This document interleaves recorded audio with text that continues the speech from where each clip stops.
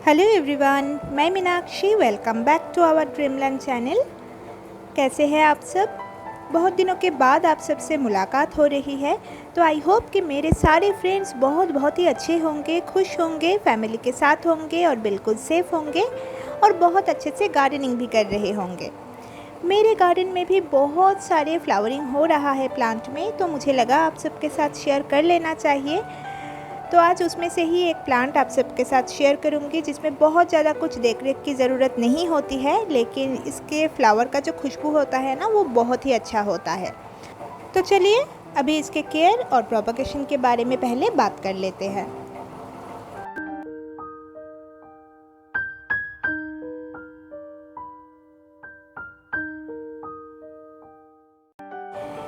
इस प्लांट का scientific name है कॉम्ब्रेटम इंडिकम।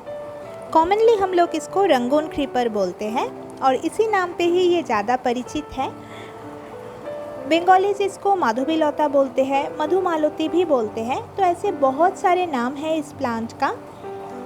और ये जो प्लांट है ये समर से लेके मानसून तक बहुत अच्छे से फ्लावरिंग करते हैं। अभी ना इसका दो वैरायटी मेरे पास है। एक तो जो क्रीपर टाइप का होता है, बड़ा वाला प्लांट होते हैं, वो है। और ये जो प्लांट अभी मैं दिखा रही हूँ ये डॉर्फ वैरायटी का है। ये पॉट में लगाने के लिए होता है। छोटे से छोटे पॉट में भी ये ग्रो हो जाते हैं। वैसे छोटे से छोटे मतलब 8 या 10 इंच का पॉट में ये बहुत ही आसानी से फ्लावरिंग कर देता है। और देखिए ये जो है ना, ये फ्लावर शाम को ही खिलता है। तो जब पहली बार ये खिलता है तो ये ऐसे वाइट कलर का होता है और फिर धीरे धीरे इसका कलर चेंज हो जाता है और फिर उसके बाद ये ऐसा रेड कलर का हो जाता है। तो ये दिखने में ना बहुत अच्छा लगता है। पहले तो वाइट कलर का, फिर धीरे धीरे पिंक और फिर इसके बाद रेड हो जाता है। ये देखिए ऐसे डार्क रेड कलर का हो जाता है। तो बहुत ही अच्छा लगते हैं। ये कलर चेंजिंग जब होता है ना तो देखने में बहुत अच्छा लगता है। तो अगर इसके लाइट रिक्वायरमेंट की बात करूँ तो ये प्लांट फुल डायरेक्ट सनलाइट से लेके पार्शियल शेड सभी में बहुत अच्छे से ग्रो हो जाते हैं, लेकिन ज़्यादा से ज़्यादा फ्लावर पाने के लिए फुल डायरेक्ट सनलाइट की ज़रूरत होती है। मिनिमम 6 to 8 आवर्स की डायरेक्ट सनलाइट इस प्लांट के लिए बहुत ही अच्छा होता है और बहुत अच्छे से तब इसमें फ्लावरिंग होते हैं। और पॉट का साइज़ जो मैंने कह रही थी, देखिए मैं इस तरह का टेराकोटा पॉट में ग्रो कर रही हूँ और ये 10 इंच का पॉट है। क्योंकि मैं इसको टेरेस में रखी हूँ तो थोड़ा सा वेट का भी प्रॉब्लम हो जाता है कभी कभार, तो इसीलिए मैं मिट्टी बहुत ही कम दे के रखी हूँ। देखिए कितना कम मिट्टी है, लेकिन मिट्टी जो है वो बिल्कुल वेल ड्रेन सॉइल है। गार्डन सॉयल, सैंड और वर्मी कंपोस्ट इक्वल रेशियो में ऐड कर ली थी और उसमें थोड़ा सा मैं नीम खली भी ऐड कर दी थी। तो इसी में ही ये बहुत अच्छे से ग्रो हो रहा है। लेकिन अगर आप चाहते हैं तो थोड़ा बहुत कोकोपीट का भी यूज़ कर सकते हैं। तभी इसका जो वाटरिंग है उसका थोड़ा सा ध्यान रखना पड़ेगा, क्योंकि कोकोपीट जो होता है वो मॉइस्चर को रिटेन करके रखता है। तो अगर पानी देने का कुछ दिक्कत है, टाइम के वजह से नहीं हो पाता है, तो आप कोकोपीट का भी यूज़ कर सकते हैं इसमें। लेकिन मैं गार्डन सॉयल, सैंड और वर्मी कंपोस्ट दे के ही इसका सॉइल को तैयार कर ली थी। और देखिए कितने अच्छे से इसमें फ्लावरिंग हो रहा है, ये देखिए।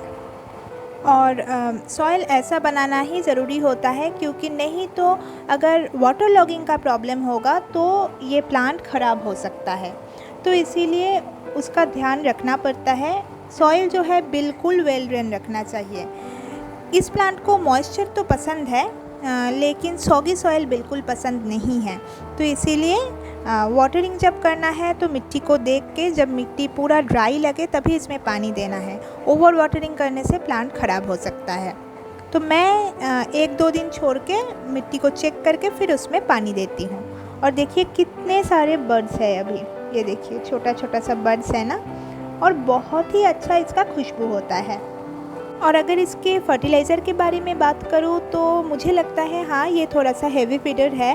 अगर थोड़ा सा खाद कम हो जाए तो फ्लावरिंग में थोड़ा सा प्रॉब्लम हो सकता है। तो इसीलिए महीने में 2 बार इसको ज़रूर खाद दीजिएगा।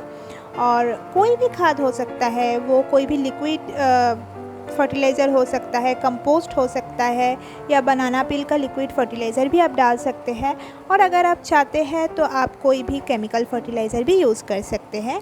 मैं इसमें बनाना पील फर्टिलाइज़र या सरसों की खली, कंपोस्ट ये सभी डालती हूँ।